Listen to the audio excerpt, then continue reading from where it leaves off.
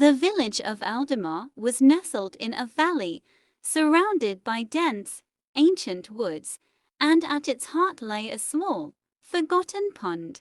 The waters were dark and still, reflecting the sky like a polished mirror, but the villagers knew better than to get too close. Legends whispered that the pond was once a gateway between worlds, a place where the veil between the living and the dead was thin. No one dared to visit the pond after sunset, for it was said that those who did would never return. Children, with wide eyes and shivering voices, spoke of ghostly figures rising from the waters at midnight, their faces pale and sorrowful. The adults dismissed these tales as mere superstition, but deep down, they feared the pond just as much. One day, a stranger arrived in Eldamur, a scholar named Elias who had heard of the mysterious pond and its dark reputation. He was determined to uncover the truth, armed with ancient texts and a heart full of curiosity.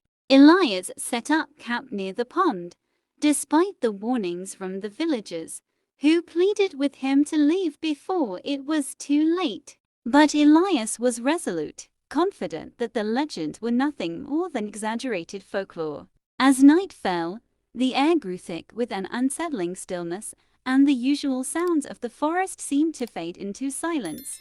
Elias sat by the edge of the pond, his lantern casting long shadows on the water's surface, waiting for something to happen. Suddenly, the water rippled, though there was no breeze to disturb it, and Elias leaned in closer, his breath catching in his throat. From the depths, a figure began to emerge, its form slowly becoming clear under the pale moonlight. It was a woman, her hair flowing like black silk, her eyes hollow and filled with an ancient sadness. Elias felt a chill run down his spine as the figure gazed at him, her lips moving in a silent plea.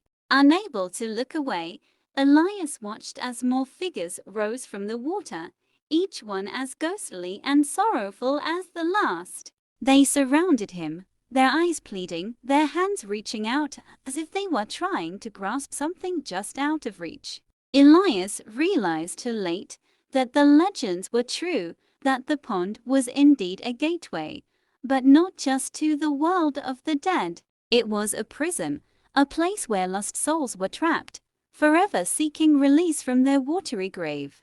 The scholar tried to flee, but his legs felt as though they were rooted to the ground, the weight of the spirit's despair holding him in place. The figures began to whisper, their voices soft and mournful, filling Elias's mind with their sorrow. He understood now that they were begging for his help, but there was nothing he could do to free them. The pond was their eternal resting place, and any attempt to save them would only result in his own demise. As the whispers grew louder, Elias felt his sanity slipping away, the overwhelming grief of the spirits seeping into his very soul. He fell to his knees, clutching his head, trying to block out the voices that echoed inside his mind. The last thing Elias saw before he lost consciousness was the pond, its waters swirling and churning, pulling him into its depths. When he awoke, he found himself alone by the water's edge, the spirits gone, but their sorrow lingering in the air. Elias knew he had narrowly escaped the same fate as the souls trapped in the pond, but he also knew that he would never truly be free of their despair. The whispers of the lost souls would haunt him for the rest of his days, a constant reminder of the darkness that lay beneath the still waters. He left Eldamar the next morning, his face pale and his eyes haunted, never to return. The villagers, seeing his condition, knew that he had encountered the true horror of the pond, and they spoke of him only in hushed tones. Years passed, and the story of Elias the scholar became just another legend, a cautionary tale for those who might be tempted to explore the mysteries of the pond. The waters remained dark and still, and the village of Eldamore continued to live in the shadow of the ancient woods, its secrets buried deep beneath the surface. No one ever ventured near the pond again, for they knew that some mysteries were best left undisturbed.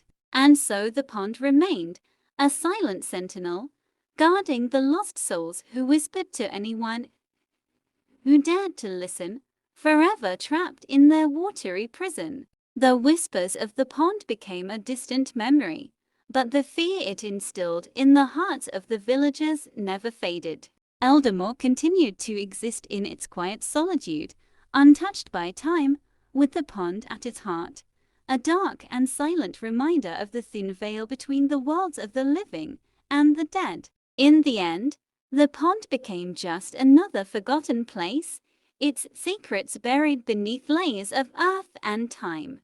But those who knew of its true nature would never forget the sorrowful whispers that lingered in the air, carried on the wind to those who dared to remember. And so the pond remained, its surface calm and undisturbed, the dark waters hiding the lost souls within, forever waiting for someone to hear their sorrowful cries. But no one ever did, for the fear of the unknown was stronger than the curiosity that had once led Elias to his doom.